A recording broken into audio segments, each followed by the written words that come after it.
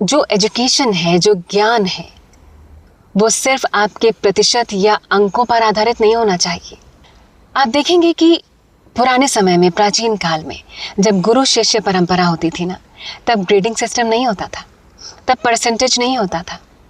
मैं ये नहीं कह रही हूँ कि परसेंटेज या ग्रेडिंग सिस्टम पूरी तरह से ख़राब है, एक हेल्दी कंपटीशन के लिए अच्छा है, लेकिन किसी भी विद्यार्थी का जो मूल्यांकन है वो सिर्फ ग्रेडिंग या परसेंटेज पर नहीं होना चाहिए। क्योंकि कई बार ऐसा हो सकता है कि किसी के मार्क्स कम आए हों, लेकिन ये ज़रूरी नहीं है कि वो विद्यार्थी जो है उसमें ज्ञान की कमी हो। प्राचीन काल में जो विद्यार्थी होते थे ना, गुरुकुल के समय में, वो श्रुति के माध्यम से सीखते थे, यानी कि गुरुओं को वो सुनते थे, फिर उसे याद करते थे और उसके बाद उसे वो व्यावहारिक जीवन में अपनाते थे, यानी कि प्रैक्टिकल करके देखते थे। सिर्फ उन्हें अंक नहीं दिए जाते थे, उन्हें जो भी चीज़ सिखाई जाती थी उसे व्यावहारिक तौर पर दैनिक जीवन में और आश्रम के या गुरुकुल के जीवन में उन्हें उपयोग में लाना होता था। और फिर जो वो प्रैक्टिकल करते थे उससे उन्हें अनुभव होता था, और वो जो अनुभव होता था वो उनका जीवन भर तक उनके साथ रहता था। ये व्यावहारिक ज्ञान होता था, जैसे आप किसी भी तरह से अंकों में नहीं आंक सकते। और फिर इसी बेसिस पर जो गुरु होते थे, गुरु माताएं होती थी, वो उनका मूल्यांकन करते थे, उनका आकलन करते थे कि कोई विद्यार्थी जो है वो कितना उसमें ज्ञान है या कहाँ उसमें किस तरह की कमी है जिसे ठीक किया जा सकता है। और विद्यार्थी उस समय सिर्फ जो है वो किताबी ज्ञान नहीं लेते थे, वो चरित्र निर्माण का ज्ञान लेते थे, नैतिक मूल्यों का ज्ञान लेते थे, जीवन कौशल का ज्ञान लेते थे, अनुशासन का ज्ञान लेते थे। और इस तरह से उनके जो चरित्र का सर्वांगीण विकास होता था, एक पूरी तरह से एक बेहतर व्यक्तित्व का निर्माण होता था। ज्ञान कोई ज्ञानी तब माना जाएगा जब उसका सर्वांगीण विकास हो, न सिर्फ उसे किताबों का ज्ञान हो, उसे व्यावहारिक ज्ञान हो, उसे भावनात्मक ज्ञान हो, उसे व्यक्तिगत तौर पर वो अपना ज्ञान हो कि वो क्या है। क्योंकि शिक्षा का काम जो है वो सिर्फ एक विद्यार्थी बनाना नहीं होता है, बल्कि एक बेहतर व्यक्तित्व का निर्माण करना होता है। क्योंकि यही जो विद्यार्थी हैं ये आगे चलकर देश का भविष्य बनते हैं।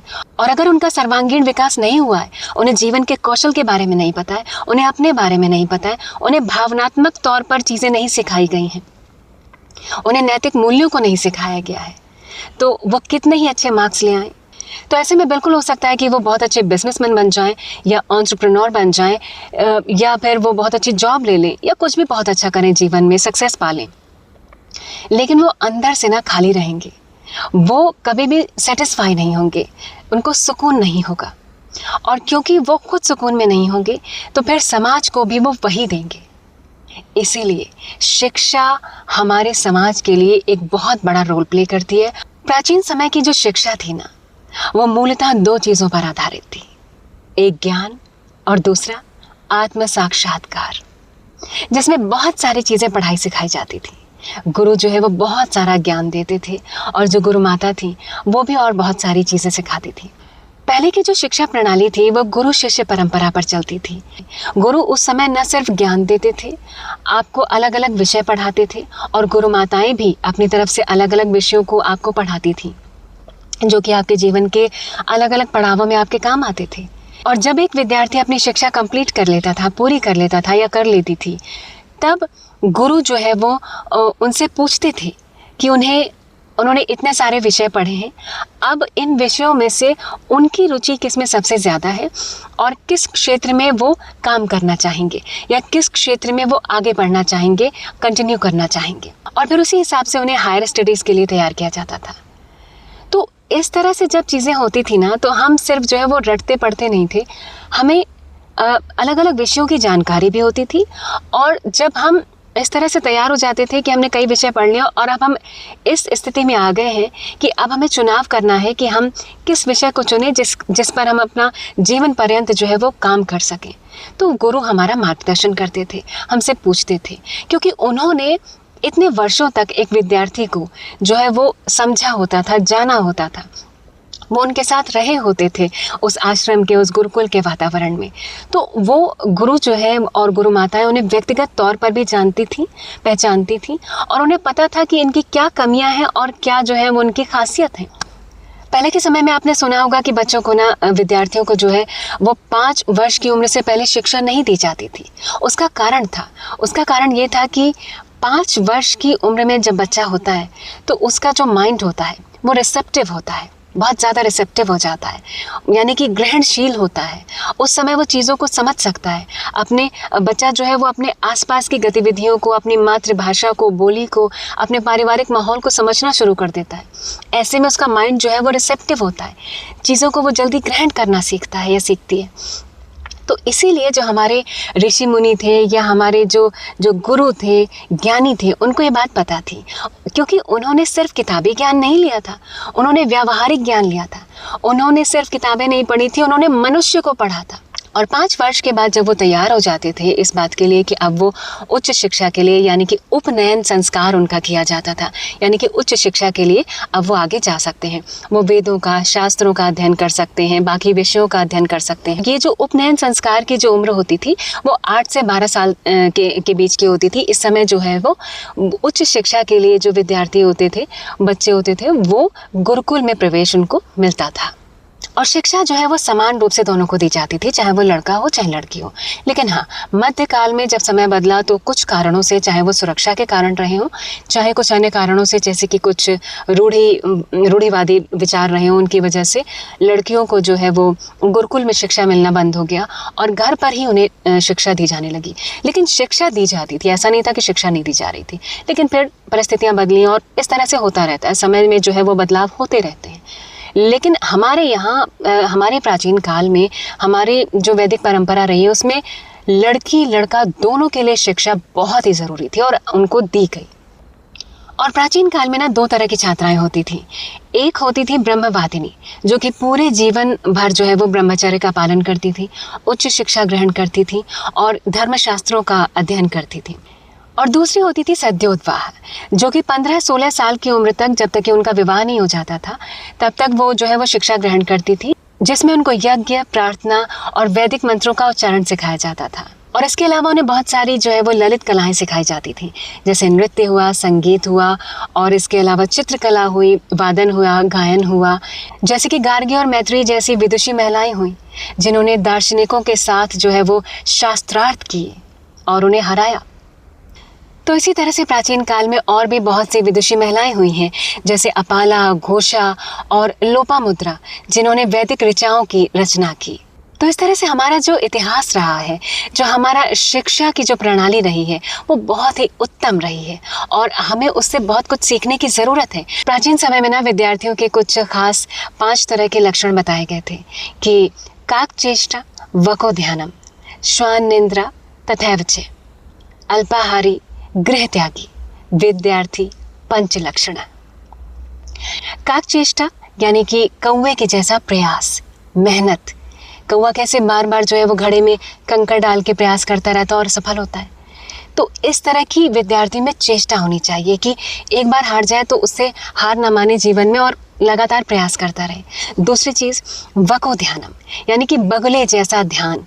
बगुला कैसे पानी में जो है वो एकदम एक पैर पर, एक टांग पर खड़ा होकर मछली की तरफ ध्यान लगाए खड़ा रहता है और दुनिया की कोई भी चीज़ जो है वो उसे डिस्ट्रैक्ट नहीं कर सकती है और वो फटाक से 1 सेकंड में जो है वो मछली को लपक लेता है ना। तो काकचेष्टा, वकोध्यानम। श्वान निद्रा, श्वान निद्रा कैसे कि कुत्ते जैसा ध्यान, है ना। जो कुत्ता है उस समय जो है आप देखा करते होंगे कि कुत्ता जो है वो, उसकी जो नींद है वो बहुत कच्ची हुआ करती थी। बदलते समय के साथ वो सब कुछ भी बहुत कुछ बदला है, हालांकि उसके बारे में भी बात करेंगे।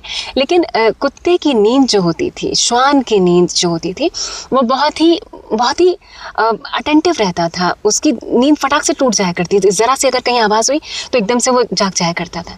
और इसीलिए कुत्ते को जो है वो वफादार पहरेदार के रूप में हम अपने पास रखा करते थे। तो विद्यार्थी जीवन की जो नींद है वो भी कुछ इस तरह की होनी चाहिए कि एकदम अगर ज़रा सा भी कुछ खटका हो, आवाज़ हो तो वो उठ जाए। इस तरह की नींद होनी चाहिए, कच्ची नींद। मतलब ऐसी नींद ना हो कि वो बेहोशी में सोते ही रह जाएं और कुछ भी हो, अल्लाह मच रहा हो, उन्हें याद ही ना रहे। तो काकचेष्टा, वकोध्यानम, श्वान निद्रा तथैव च अल्पाहारी। अल्पाहारी यानी कि कम खाने वाला, कम खाने से मतलब ये नहीं है कि आप इतना कम खाएं कि अपने शरीर को ही नुकसान पहुंचाना शुरू कर दें, लेकिन अल्पाहार से मतलब होता था कि आप उतना खाएं जितने में आपके शरीर को पोषण मिले और आपके शरीर की ऊर्जा बहुत ज़्यादा जो है वो उसका नुकसान ना हो। क्योंकि सेहत आपकी ज़्यादा खाने से नहीं बनती, कभी भी नहीं बनती, बल्कि बिगड़ जाती है। सेहत आपकी बनती है एक सही हिसाब से, एक बैलेंस डाइट लेने से। और अगर आप सोचते हैं कि आप 2 की जगह 4 रोटी और 4 की जगह 6 रोटी खाएंगे, 10 रोटी खाएंगे तो आप ज़्यादा तगड़े तंदुरुस्त हो जाएंगे, तो ऐसा नहीं है। आप बल्कि और कमज़ोर हो जाएंगे, क्योंकि आपके शरीर को जो भी पोषण आपने दिया, और एक बार आपने खाना खाया मान लीजिए अभी, और उसके आधे घंटे बाद आप फिर कुछ खाने लगे, फिर आधे घंटे के ब्रेक के बाद फिर आपने कुछ खा लिया, फिर आपने जो है वो आपको थोड़ी थोड़ी देर के बाद वो खा लिया। कहने का मतलब है कि आपने अपने आप को रेस्ट दिया ही नहीं बॉडी को। तो बॉडी ने जो भी आपके लिया पोषण, उसको आप लगातार जो है वो एनर्जी जो आपने सेव करी थी उसको आपने अपने खाने को डाइजेस्ट करने में बार बार खर्च किया, तो वो आपके शरीर को लग ही नहीं रही है। तो आप जो है इससे जो है वो स्वस्थ नहीं होंगे, बल्कि आपका स्वास्थ्य जो है वो गिरता जाएगा। तो अल्पाहारी यानी कि अल्प आहार यानी कि कम आहार लेने वाला। और इसके बाद गृह त्यागी। गृह त्यागी मतलब घर को त्याग देने वाला। इसका मतलब ये नहीं कि घर छोड़कर कहीं दूसरे हिमालय में चले जाएं या वन में चले जाएं, नहीं। घर को त्यागने का मतलब ये होता था कि पुराने समय में, प्राचीन समय में ना, वैदिक काल में जो है वो जो विद्यार्थी होते थे वो गुरुकुल में जाकर निवास करते थे। एक तरह से जो है वो हॉस्टल वाला जीवन वो जीते थे। तो विद्यार्थी का ये 5वां लक्षण होता था कि वो गृह त्यागी होता था। और वो इसलिए ज़रूरी था कि अगर आप घर पर ही रहेंगे तो आपको ना हर समय, मान लीजिए आपको कहीं डांटने की ज़रूरत है, आपको कहीं दंड देने की ज़रूरत है, कहीं कोई पनिशमेंट मिलने की ज़रूरत है, तो अगर आप अपने घर परिवार वालों के पास होंगे तो ऐसे में क्या होगा ना कि आपने ज़रा सा मुंह बनाया, रोना चालू कर दिया या थोड़ा सा इमोशनली ब्लैकमेल किया और आपके परिवार वाले जो है वो आपको दुलारने पुचकारने आ गए। तो ऐसे में आप जो है वो अनुशासित नहीं रहते। तो इसीलिए घर से दूर रहना ज़रूरी होता था कि वहाँ के गुरुकुल के, आश्रम के वातावरण में वहाँ रहेंगे। अपनी दैनिक दिनचर्या के जो सारे काम वो खुद करते थे, है ना, यानी कि छोटी से छोटी चीज़ वो खुद करते थे। तो ऐसे में उनके अंदर कोई अहंकार नहीं रहता था, सारी चीज़ें दूर हो जाती थी। छोटे से छोटा अपनी दैनिक दिनचर्या का काम वो खुद करते थे। मैं ये नहीं कह रही हूँ कि आपको 16वीं शताब्दी में जाने की ज़रूरत है या बहुत पिछले समय में जाने की ज़रूरत है, लेकिन आपको हमारे पिछले समय से जो है उससे बहुत कुछ सीखने की ज़रूरत है। प्राचीन काल में जो गुरु का काम होता था वो ये था कि वो ज्ञान और अनुशासन सिखाते थे। वो वेद और शास्त्रों का ज्ञान देते थे। इसके अलावा वो युद्ध और कौशल का ज्ञान देते थे, अनुशासन सिखाते थे, विज्ञान का ज्ञान देते थे, आत्मिक ज्ञान देते थे। और जो गुरु माताएं होती थी उनका रोल भी बहुत अहम होता था। उनको भी हालांकि सब ज्ञान होता था, उन्हें वेद और शास्त्रों का ज्ञान होता था, उन्हें अध्यात्म का ज्ञान होता था, उन्हें सारा ही ज्ञान होता था। जो ज्ञान गुरु के पास होता था वो गुरु माताओं के पास भी होता था। लेकिन गुरु माताएं जो बहुत ही अहम रोल प्ले करती थी वो ये कि वो जो है विद्यार्थी को, चाहे वो लड़की हो चाहे लड़का हो, उन्हें सिखाती थी, परिवार से जुड़ना सिखाती थी। वो उन्हें भावनात्मक ज्ञान देती थी, वो उनके स्वास्थ्य का ख्याल रखती थी, वो उनको नैतिक मूल्य सिखाती थी, कैसे विनम्र होना है वो सिखाती थी, कैसे जो है वो अपने अहंकार को त्यागना है वो सिखाती थी। इस तरह की छोटी छोटी और भी तमाम सारी चीज़ें वो सिखाती थी। अपने दैनिक दिनचर्या में जो तमाम कार्य हैं छोटे छोटे, वो खुद कैसे करने चाहिए, किसी पर डिपेंडेंट नहीं होना चाहिए, ये वो कैसे सिखाती थी।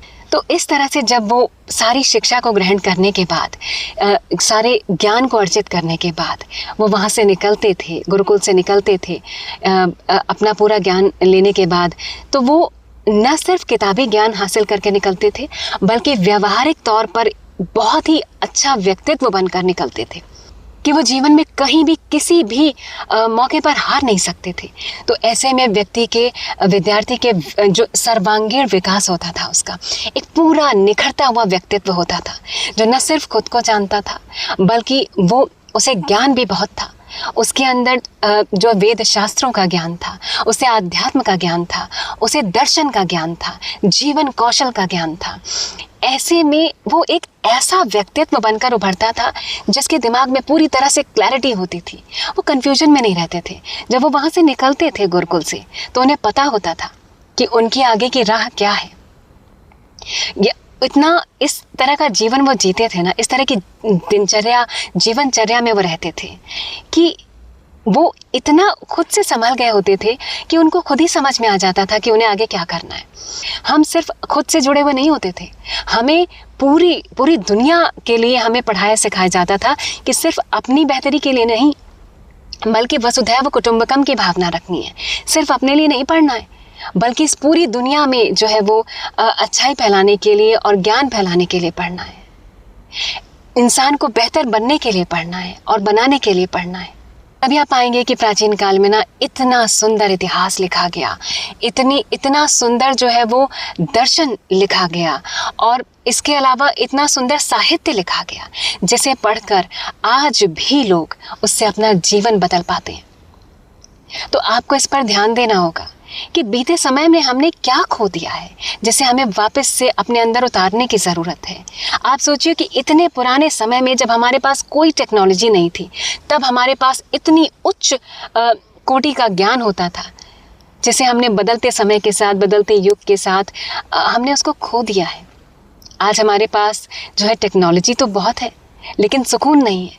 हम एक अच्छे इंसान नहीं बन पा रहे। आपको जो ज्ञान को आध्यात्म से जोड़ना होगा। आप सिर्फ किताबी ज्ञान तक सीमित नहीं रह सकते। वो आपको जो है वो मानसिक सुकून नहीं दे सकता, एक बेहतर व्यक्तित्व नहीं बना सकता है। और यदि अंदर से इंसान सुकून में नहीं है तो वो कुछ भी कर ले, वो समाज में बुराई फैलाएगा ही फैलाएगा। तो आज जो हमें करने की ज़रूरत है वो ये है कि अपने जो मॉडर्न टेक्नोलॉजी है उसको साथ रखते हुए, उसके साथ साथ चलते हुए आध्यात्म, दर्शन, वेद और शास्त्रों को जोड़ने की ज़रूरत है। तभी जाकर हम जो है वो एक बेहतर व्यक्तित्व का निर्माण कर पाएंगे, हम व्यक्ति का सर्वांगीण विकास कर पाएंगे, और तब जाकर हमारे समाज में ऐसे विद्यार्थी, ऐसे व्यक्तित्व तैयार होंगे कि हमारे समाज का जो रूप स्वरूप है वो बदल जाएगा। कोई भटकेगा नहीं, ना कोई भटकेगा ना कोई भटकाएगा। तो एक बहुत ही खूबसूरत जो है वो समाज तैयार होगा।